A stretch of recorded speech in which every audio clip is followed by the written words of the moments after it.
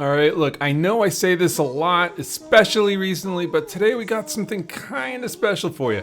This thing right here, it's called the XBus. And what can I say other than this might be the coolest van slash SUV thing to grace the internet since Canoo's lifestyle vehicle. What's up, motorheads, and welcome back to Gearbox Pizza, your tiny little home for all things bizarre when it comes to anything with wheels. Well, yeah, no unicycles as of yet, but it's possible. Oh, and then there's flying cars, which technically some have wheels, but whatever. Today we're talking about the XBus, so let's get into it. So this is actually, or should I say these, because there's like a whole family of different styles of XBus for you to check out, but well, more on that later. As I was saying, these are the brainchild.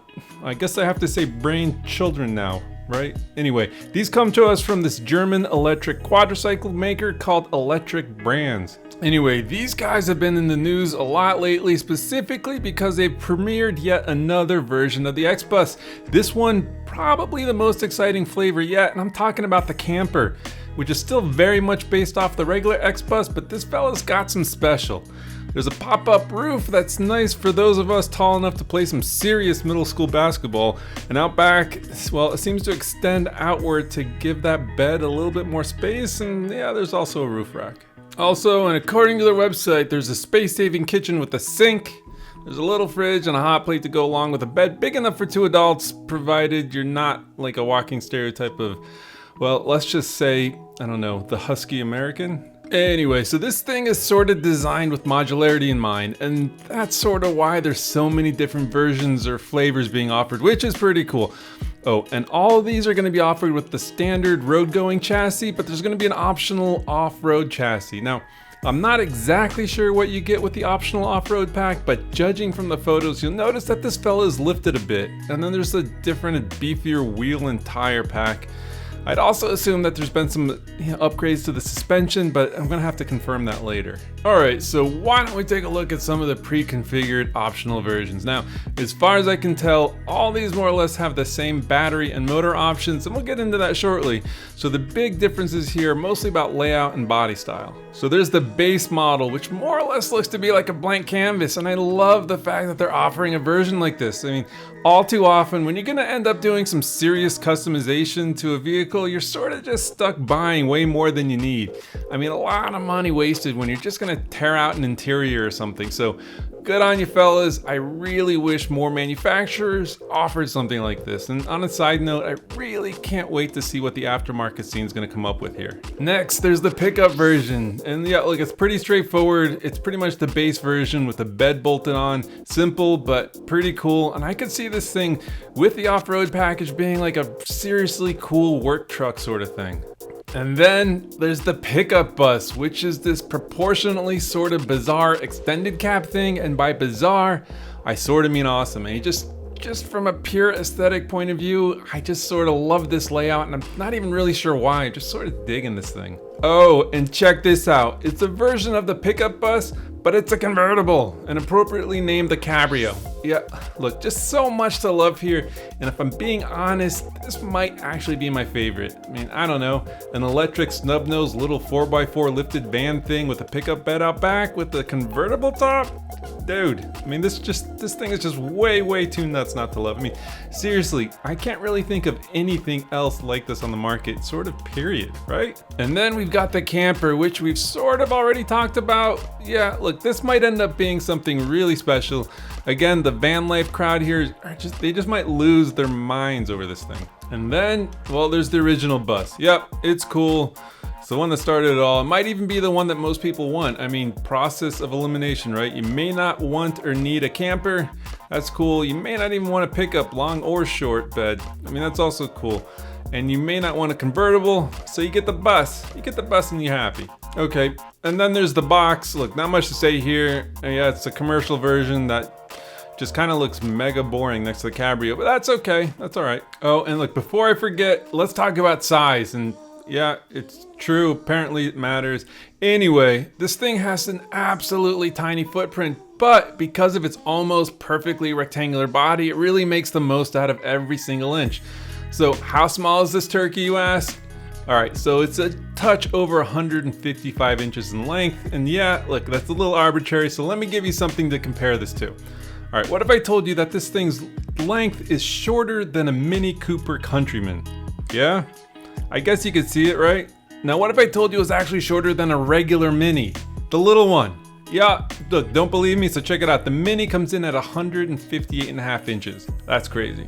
All right, bear with me, almost done with the different versions. Next, we've got the tipper, which is basically the same as the pickup, but with some sort of mechanism that lifts and tilts the truck bed. All right. And then there's the transporter, which they call their all-arounder, but I'm just sort of a little lost here. I mean, I've got no idea what this version is. I mean, my guess, and I might be wrong, is that it's just some sort of stripped down bare bones bus with an empty interior. And like, if that's true, well, nice. Like I said earlier, this would be really cool to pick up and build out your own interior. So I hope I'm right. All right, so yeah, this is all sounding kind of amazing, right? And yeah, it sort of is. And yeah, I'm already a fan, but there is a little bit of bad news here, guys. So you know how there's just a crap ton of EVs that are coming out right now with just tons and tons and tons and tons of power? Well, this isn't one of them.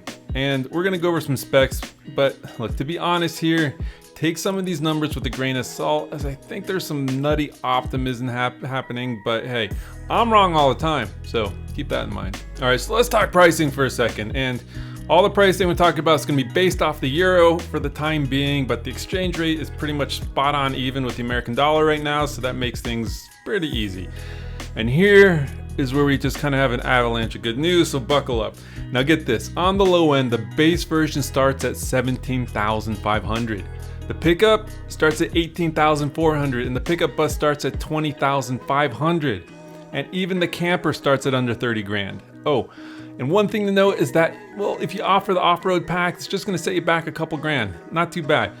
And at these prices, I think you just go for it, right? And then there's the range and batteries. And this is where I think they're getting very, very optimistic. But hey, I suppose it's possible. Anyway, these guys come with an attached 15 kilowatt hour battery, but there's room for a swappable second battery. The swappable batteries are going to be 30 kilowatt hours, so at any given time you can have access to a combined 45 kilowatt hour battery. All right, I suppose you could just buy more batteries and just swap them out yourself. Yeah. So horsepower wise, we're looking at, well, 20. Yes, 20, but apparently you'll be able to access more power, up to 75 horsepower, but only for a short time. All right, so not great. And as you can imagine, the top speed isn't gonna be amazing as it comes in at 62 miles an hour, which also happens to be exactly 100 kilometers per hour. And I'm a bit skeptical here. I mean, I think there's several physics equations we could run to see what the true top speed would be given the weight and drag coefficient along with that power, but I'm just not that smart. They're saying that delivery should start as soon as next year, and personally, I'm really pulling for them to make this to market because, hey, there's just not that many interesting EVs coming out that are attainable for, you know, regular people. Yeah, like the Rivians are pretty awesome, but let's not kid ourselves. They're like 100 grand. Here, they're trying to make something very cool, very different, and very, very versatile, all at a price less than a well-equipped Civic. Anyhow, I've seen a wide variety of range numbers given here, but generally speaking, they're saying that the standard 15 kilowatt hour pack should get you about 120 miles of range, and with the extra pack, you'll be looking more than like 370 miles of range. And I don't know, personally, I'm not really buying it, and to be honest, and even a little bit fair, if they can even achieve half of those range numbers with such tiny batteries, I think that's still a big win. So this thing is brand new to me, and I'd like to dig into it much deeper, but hey, I was just pretty excited when I saw this and wanted to share it with you fellas like right away. And yeah, I know it's been around for a bit, but it's new to me, so it might even be new to you. Anyway, let me know if you guys want to see more XBus content. And as always, if you're picking up what we're putting down, how about a little bit of sub love?